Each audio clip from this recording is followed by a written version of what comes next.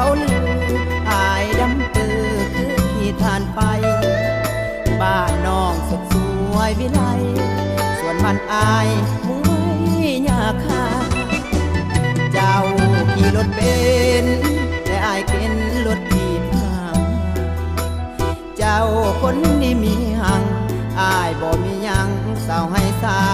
วนางน้องงามดังหงเปรียบไอ้โคงไหนดังเส้นกาบ่มีดอกปาสนาจะได้มาเป็นคู่อยู่พินได้แต่แอบมองบอกกล้าไม้ปองเจ้าดอกสาวฐานะต่างกันไกลถ้าเปรียบไปปานฟ้ากับดินน้องนุ่งสิ้นไหมแต่เสื้ออายย่อมหมอน้ำเย็นไก่ปีทหารอยู่ส่วนให้กินแต่ปลาแดกบองเจ้านอนบนเตียงแต่อายมีเพียงฝากฟ้าไม่เจ้าคนมีมากมายมีคนนับใส่มากมายกายกองเจ้าใส่แว่น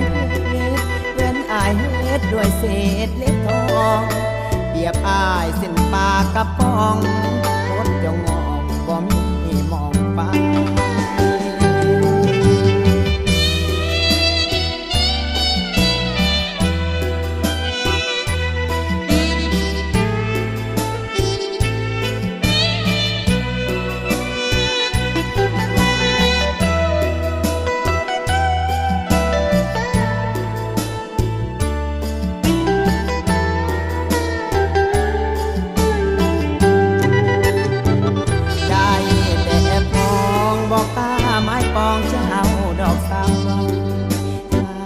นะต่างกัน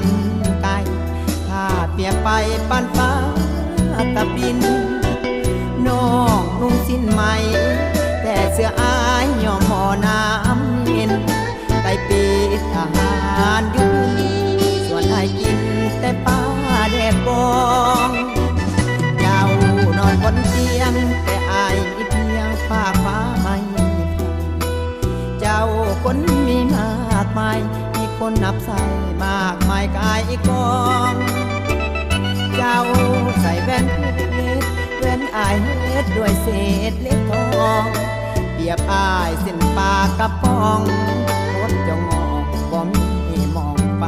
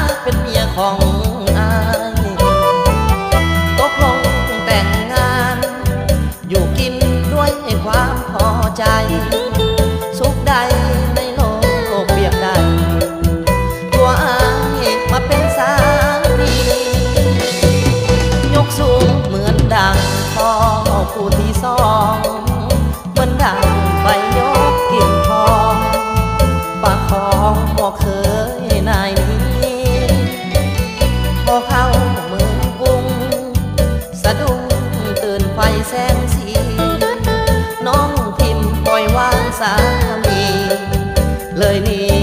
ไปนำสังคมนี่หัวนี้สุดที่คิดพอเจ้าไปอยู่ในอ้อมกอดผู้ชายคนใดหน้ามนใจจืดใจดำทิมลูกทิมหัวของตนนี่จากอ้ายไปตั้งดนหน้ามนตายแล้วหรือยังถ้าเคยหวานซื่อปิ้นคืนคมเป็นทางอ้ายถูกระทมตอมตมคมหน้าสิ้นหวัง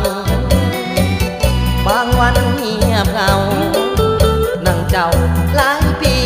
หุกอังก็กลัวแย่กันคนทางเป็นทางซ้ำเท่าเหงาใจ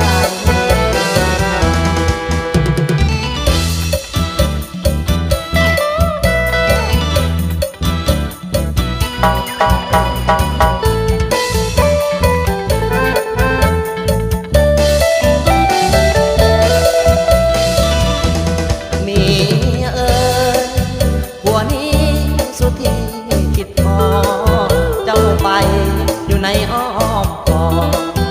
ผู้ชายคนใดหน้ามนใจจืดใจดำทิมลูกทิมหัวของตนนี่จากอ้ายไปตั้งดนหน้ามนตายแล้วหรือยังถ้าเคยหวานซื่อปิ้นคืนคมเป็นทางอ้ายถูกระทมตอมตมคมหน้าสิ้นหวังบางวันเงียบเหงานั่งเจ้าหลายปีหุกอังก็กลัวแย่